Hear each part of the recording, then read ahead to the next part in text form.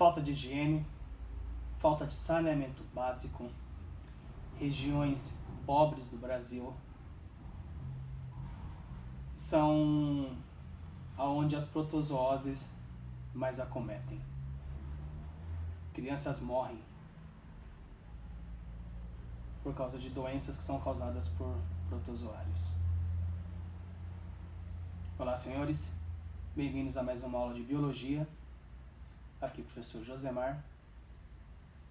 E hoje trataremos o assunto saneamento básico, saúde, doenças causadas por protozoários.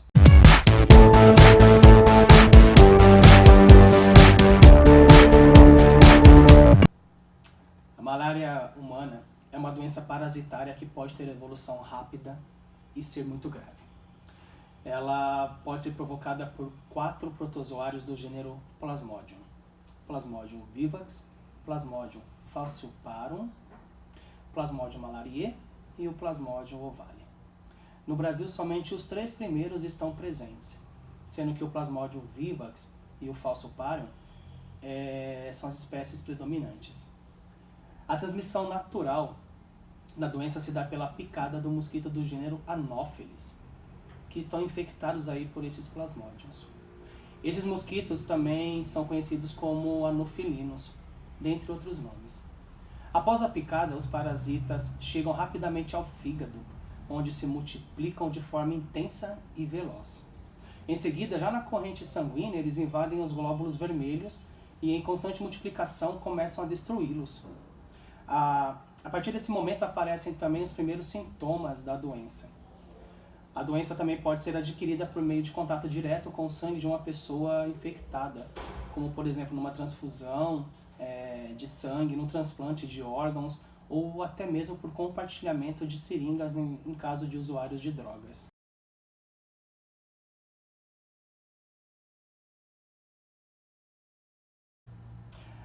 A principal manifestação clínica da malária em sua fase inicial é a febre associada ou não a calafrios. Tremores, suores intensos, dor de cabeça, dores no corpo. A febre na malária corresponde ao momento em que as hemácias estão se rompendo. E aí a pessoa que contraiu a doença pode ter também, dentre outros sintomas, como vômitos, diarreia, dor abdominal, falta de apetite, tonteira, sensação de cansaço, dentre outros.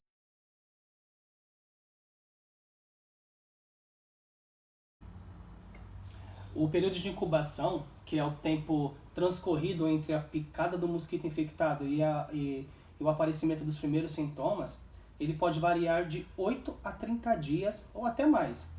Tudo isso vai depender do quê? Do tipo de plasmódio que picou, da carga parasitária, quer dizer, do tipo de plasmódio que penetrou no seu corpo, né? Da carga parasitária que foi injetado aí em você no momento da picada. Vai depender do sistema de defesa de cada pessoa. Durante esse período, que é correspondente à fase em que o plasmódio está se reproduzindo no fígado do indivíduo, não há nenhum sintoma. Vamos falar um pouco da região que é endêmica, né? Então, as áreas endêmicas ou de transmissão da malária são aquelas que apresentam registros contínuos de casos da doença durante todo o ano. Como áreas de transmissão natural da malária pela picada do mosquito, estão classificados em torno de 88 países. A grande maioria se localiza na faixa tropical do planeta. Entre eles estão os países, a maioria dos países africanos, que estão localizados abaixo do deserto do Saara. Eu vou ter os países da América Central, Caribe, Centro, do Sul e Sudeste da Ásia, do Oriente Médio, ao Extremo Oriente, no caso a China, Papua Nova Guiné, Ilha Salomão, além do Paraguai e todos os países amazônicos da América do Sul. Brasil, Bolívia, Peru, Equador, Colômbia, Venezuela, Guiana, Suriname, Guiana Francesa. No Brasil, a sua grande área de endemia é formada por todos os estados da Amazônia Legal.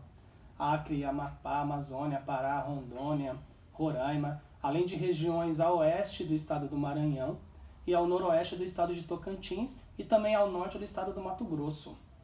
O Brasil tem raros registros de casos de transmissão natural da malária em áreas de Mata Atlântica, na região sudeste e no vale do rio Paraná. A malária é uma doença que tem cura, mas ela pode evoluir para suas formas mais graves em poucos dias, se acaso ela não for diagnosticada e tratada rapidamente. Principalmente a que é causada pelo Plasmodium falciparum, que deve ser sempre considerada como uma malária, né? Deve ser considerada uma emergência médica.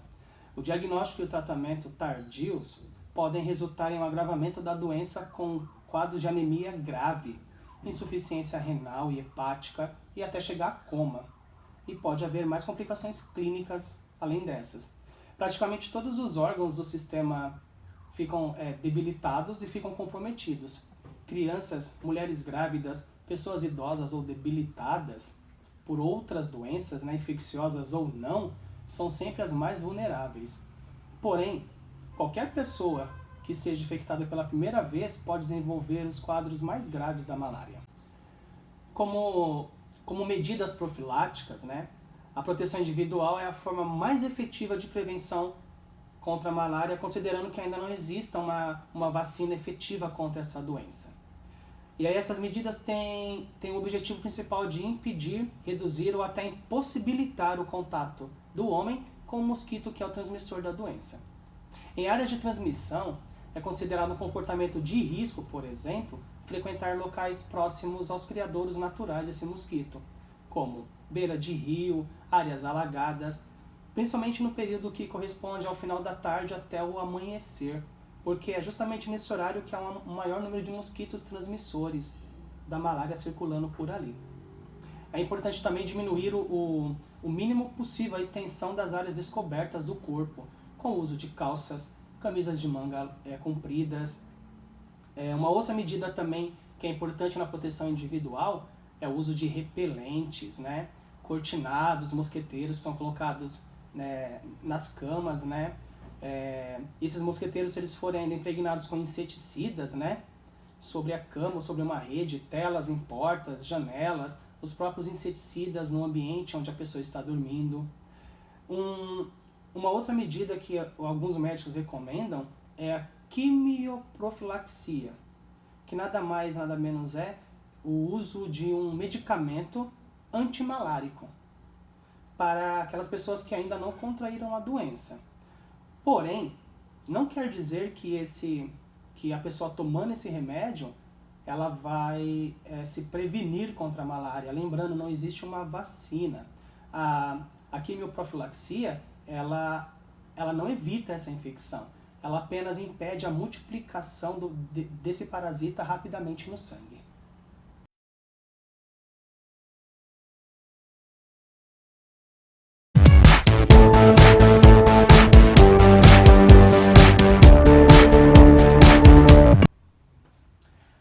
Algumas amebas, como a entamoeba histolítica, podem causar doenças no homem. Ela faz parte de um grupo maior de amebas, da família Endamobidae, que são parasitas comuns da nossa espécie. Elas vivem em nosso aparelho digestivo ou infectam tecidos. São pequenas e têm a capacidade de formar cistos, que são as suas formas mais resistentes às condições desfavoráveis do ambiente. A entamoeba histolítica, geralmente ela convive muito bem com a nossa espécie, não causando nenhum problema. Por isso ela é colocada no grupo das endamoebas, que significa amebas interiores. Geralmente, elas são encontradas no interior de animais vertebrados. Mas em determinadas condições elas se tornam patogênicas. Elas começam a engolir ou até invadir tecidos e órgãos, como o fígado, o intestino, e aí, nesse momento, sim, é onde ela causa a doença. A amebíase ela pode provocar de uma simples disenteria, né, uma diarreia, até o comprometimento de alguns órgãos ou tecidos. Ela ocorre em todo o mundo e geralmente está associada às condições econômicas e de higiene precária. Mas por quê, né? Só pelo fato de que se pega a amebíase ingerindo os cistos que vão parar na água e contaminando ela. Mas como que esses cistos vão parar na água, né? Como que esses cistos contaminam os alimentos, né? Bom, por ser um parasita obrigatório intestinal do humano, só há um jeito de fazer isso, é através das fezes. Quando o saneamento básico e as condições de higiene das populações são precárias, a possibilidade de contaminação da água por fezes humanas aumenta. Essa mesma água pode ser utilizada rio abaixo para a irrigação de hortaliças e frutas ou mesmo para o consumo direto humano.